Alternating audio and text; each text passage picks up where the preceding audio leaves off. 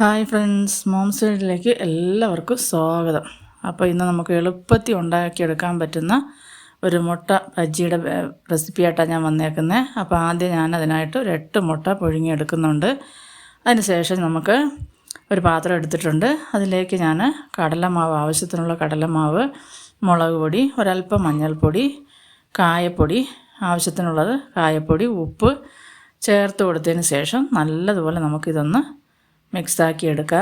അപ്പോൾ നിങ്ങൾ ഈ വീഡിയോ കണ്ടുകൊണ്ടിരിക്കുമ്പോൾ നിങ്ങൾക്ക് ഇഷ്ടപ്പെടുവാണെങ്കിൽ ഈ ചാനലൊന്ന് സബ്സ്ക്രൈബ് ചെയ്യാനും ഒന്ന് ലൈക്ക് ചെയ്യാനും അതുപോലെ ഈ വീഡിയോ ഇഷ്ടപ്പെട്ടാൽ നിങ്ങളുടെ കൂട്ടുകാർക്കെല്ലാം ഒന്ന് ഷെയർ ചെയ്ത് കൊടുത്ത് തന്നെ സപ്പോർട്ട് ചെയ്യാനും മറക്കല്ലേ.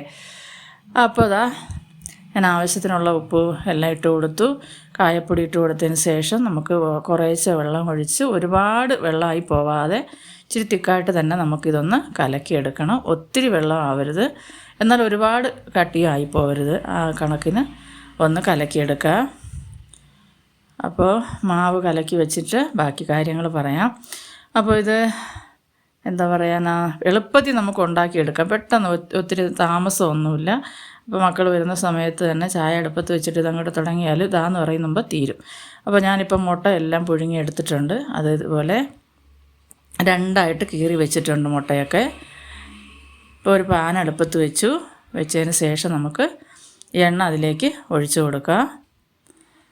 അപ്പോൾ എണ്ണ നല്ലപോലെ ഒന്ന് ചൂടായി വരുമ്പോൾ, ഇതിപ്പോൾ സൺഫ്ലവർ ഓയിൽ എടുത്തേക്കുന്നത് കേട്ടോ. എനിക്കാണെങ്കിൽ വെളിച്ചെണ്ണ ഇഷ്ടം, പക്ഷേ ഇവിടെ ബാംഗ്ലൂർ ഇപ്പോൾ മോനെ വാങ്ങിക്കുന്നത് സൺഫ്ലവർ ഓയിലാണ്. അപ്പോൾ എന്തായാലും സൺഫ്ലവർ ഓയിൽ ഒഴിച്ച് കൊടുത്തിട്ടുണ്ട്.